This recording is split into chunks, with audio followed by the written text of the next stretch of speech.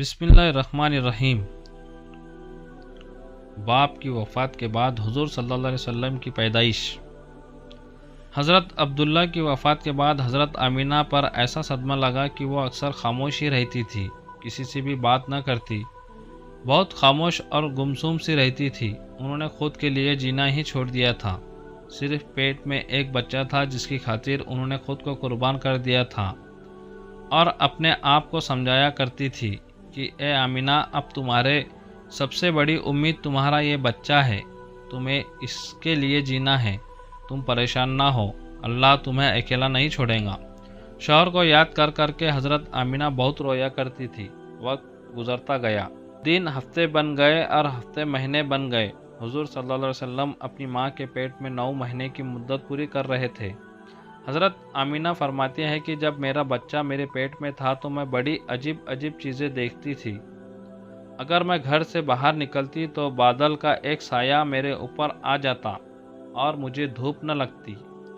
अगर मैं पानी भरने के लिए जमजम के कुएं की तरफ जाती तो रास्ते में जितने पेड़ होते उनकी टहनियाँ मेरे सामने झुक जाती, जैसे मुझे सलाम कर रही हो। मैं हैरान थी कि आखिर ये सब मेरे साथ क्यों हो रहा है। और जब जमजम के कुएं के पास पहुंचती तो नीचे का पानी अपने आप ऊपर आने लगता और बिल्कुल ऊपर मुंडेर तक आ जाता कि मैं अपने हाथों ही में बाल्टी पकड़कर पानी भर लेती थी। मक्का की औरतें मुझे जमजम के कुएं के पास खड़ा रखती और मुझे जाने नहीं देती। वो कहती कि ए अमीना, तुम थोड़ी देर और खड़ी रहो वरना तुम्हारे जाने से ये पानी अभी नीचे चला जाएगा और फिर हमें भरने में बहुत तकलीफ होंगी। इसी तरह हज़रत अमीना फरमाती है कि मैं औरतों से सुना करती थी कि जब पेट में बच्चा होता है तो माँ को बहुत ज़्यादा तकलीफ़ें झेलनी पड़ती है।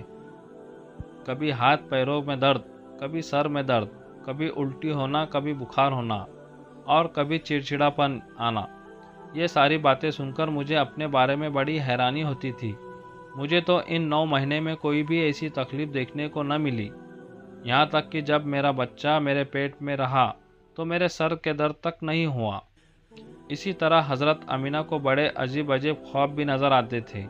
वो फरमाती है कि जब मैं रात को सोती तो मुझे ख्वाब में नज़र आता कि मेरे जिस्म के अंदर एक नूर निकला है और उसने सारी दुनिया को रोशन कर दिया है। ये सब देखकर मुझे यकीन हो चुका था कि मेरे पेट में जो बच्चा है वो कोई आम इंसान नहीं है। हुज़ूर सल्लल्लाहु अलैहि वसल्लम के दादा हज़रत अब्दुल मुत्तलिब दिन रात काबे के पास जाकर उसका गिलाफ पकड़कर अल्लाह से रो रो कर दुआएं करते कि या अल्लाह, मेरा बेटा अब्दुल्ला तो अब इस दुनिया में नहीं रहा, लेकिन उसके घर एक बच्चे की पैदाइश होने वाली है। या अल्लाह, उस बच्चे की हिफाजत फरमा और मेरे अब्दुल्ला के नस्ल बाकी रखना। हुज़ूर सल्लल्लाहु अलैहि वसल्लम के सारे चाचा इसी इंतज़ार में रहते कि मेरे भाई अब्दुल्ला के घर बच्चा कब पैदा होगा। यहूदियों की किताब तौरात में लिखा हुआ था कि जब आखिरी नबी आएगा तो उसके पैदा होने से 10 दिन पहले आसमान में एक लाल रंग का सितारा निकलकर चमकने लगेगा। तो जब हुज़ूर सल्लल्लाहु अलैहि वसल्लम की पैदाइश के 10 दिन बचे तो आसमान पर वो सितारा निकल आया। उसे देखकर यहूदियों में भगदड़ मच गई और उनके आलिमों ने सारे यहूदियों को जमा किया और कहा कि देखो, आसमान पर लाल तारा चमकने लगा, इसका मतलब यह है कि आखिरी नबी आने वाला है। जाकर मालूम करो कि इस वक्त मदीना में किसके यहाँ लड़के की पैदाइश में 10 दिन बचे हैं। यहूदियों ने जाकर मदीना में मालूम किया तो वहाँ बहुत सी औरतें हमल से थीं, उनके पेट में बच्चा था, लेकिन अभी किसी का वक्त करीब नहीं आया था। किसी के 2 महीने बाकी थे तो किसी के 4 महीने। उन यहूदियों ने आकर अपने आलिमों को बताया कि मदीना में ऐसा कोई बच्चा पैदा होने वाला नहीं। तो उनके आलिमों ने कहा कि अब मक्का में जाकर देखो। तो सारे यहूदी मक्का पहुँचे और आकर मालूम किया कि वहाँ किसी के घर बच्चे की पैदाइश होने वाली है। लोगों ने बताया कि यहाँ मक्का में 5 ऐसी औरतें हैं कि जिनके घर बच्चे की पैदाइश होने वाली है। तो उन यहूदियों ने कहा कि नहीं, ऐसे बच्चे की पैदाइश की जिसका बाप वफ़ात हो चुका हो। तो लोगों ने बताया कि हाँ, अब्दुल मुत्तलिब का पोता पैदा होने वाला है। उस बच्चे के बाप अब्दुल्ला की अभी कुछ महीने पहले वफ़ात हो गई थी। ये सुनकर यहूदियों की हाय निकल गई और वो सब रोते चिल्लाते अपने आलिमों के पास पहुँचे اور کہا کہ ہائے افسوس، آج نبوت یہودیوں سے نکل کر مکہ والوں میں پہنچ چکی ہے۔ وقت گزرتا گیا اور آخر وہ دن بھی آیا کہ جس کا سبھی کو بے صبری سے انتظار تھا۔ وہ دن بھی آیا کہ جس کا انتظار آسمان و زمین، چرند و پرند، ہر مخلوق کر رہی تھی۔ آج اس بچے کی پیدائش ہوئی جس کی وجہ سے اس دنیا کو بنایا گیا تھا، کہ اگر وہ نہ ہوتا تو شاید کچھ بھی نہ ہوتا۔ آج اس بچے کی پیدائش ہوئی کہ جس کے لیے چاند کے 2 ٹکڑے کر دیے گئے۔ اس بچے کی پیدائش ہوئی کہ جس کی خاطر سورج کو اپنی جگہ پر روک دیا گیا اور اللہ نے حکم دے دیا کہ اے سورج، ابھی مت ڈوبنا، کیونکہ میرے حبیب محمد صلی اللہ علیہ وسلم نے ابھی عصر کی نماز نہیں پڑھی ہے۔ آج اس بچے کی پیدائش ہوئی جس کے پاس ساری زندگی میں جبرائیل 26,000 بار آئے۔ رات کا وقت ہو چکا تھا۔ حضرت امینہ کے پیٹ میں ہلکا سا درد اٹھا اور ان کو محسوس ہوا کہ شاید آج میرے بچے کی پیدائش ہونے والی ہے، تو انہوں نے حضرت عبدالمطلب کو اس بات کی خبر کر دی۔ حضرت عبدالمطلب نے اپنے محلے کے ایک دائی حضرت شفا کو اپنے پاس بلایا اور کہا کہ آج رات تم امینہ کے ساتھ ہی گزارو، کیونکہ میرے بیٹے عبداللہ کے گھر آج بچہ پیدا ہونے والا ہے۔ رات گزرتی گئی، چاند بھی کہیں خاموش ہو کر بادلوں میں چھپ گیا تھا۔ حضرت امینہ فرماتی ہے کہ جس رات میرے گھر بچے کی پیدائش ہوئی تو اس دن میرے گھر میں غریبی کا یہ عالم تھا کہ ہمارے یہاں چراغ میں تیل جلانے کے بھی پیسے نہیں تھے۔ دوستو، اس غریبی میں ہمارے حضور صلی اللہ علیہ وسلم اس دنیا میں تشریف لائے۔ اس رات حضرت عبدالمطلب اور ان کے سارے لڑکے گھر کے باہر بیٹھے رہے کہ اگر میرے بھائی عبداللہ کی بیوی کے ساتھ کوئی بھی حادثہ ہو تو ہم فوراً اس کے لیے علاج کا انتظام کریں گے، اور پوری رات کوئی بھی نہیں سویا۔ رات ڈھلتی جا رہی تھی، چاند بھی خاموش ہو کر ڈوب چکا تھا، ہر طرف اندھیرا ہی اندھیرا تھا، گھر کے اندر بھی اندھیرا، باہر بھی اندھیرا۔ سحری کا وقت ہو چکا تھا کہ اچانک حضرت امینہ کے پیٹ میں ہلکا سا درد اٹھا اور وہ سمجھ گئی کہ اب بچے کی پیدائش ہونے والی ہے۔ انہوں نے دائی شفا کو آواز دے کر کہا کہ مجھے درد ہو رہا ہے۔ 1 گھنٹہ بچے کی پیدائش میں گزرا اور پھر صبح ہونے سے کچھ پہلے ہمارے حضور صلی اللہ علیہ وسلم اس دنیا میں تشریف لائے۔ حضور صلی اللہ علیہ وسلم کی پیدائش پر 3 باتیں بڑی عجیب ہوئی جنہیں دیکھ کر دائی شفا بھی حیران رہ گئی۔ پہلی چیز کہ جب بچہ پیدا ہوتا ہے تو اس کی ناف ماں کی آنت سے جڑی ہوتی ہے، لیکن ہمارے حضور صلی اللہ علیہ وسلم کی ناف ماں کی آنت سے بالکل الگ تھی۔ دوسری چیز کہ جب بچہ پیدا ہوتا ہے تو اس کے ساتھ بہت زیادہ خون نکلتا ہے، لیکن ہمارے حضور صلی اللہ علیہ وسلم جب پیدا ہوئے تو اندر سے خون کا ایک قطرہ بھی نہیں نکلا۔ تیسری چیز کہ جب لڑکا پیدا ہوتا ہے تو ختنہ نہیں ہوا ہوتا، لیکن ہمارے حضور جب پیدا ہوئے تو آپ کا ماں کی پیٹ کے اندر سے ہی ختنہ ہوا تھا، دنیا میں آپ کا ختنہ نہیں کیا گیا۔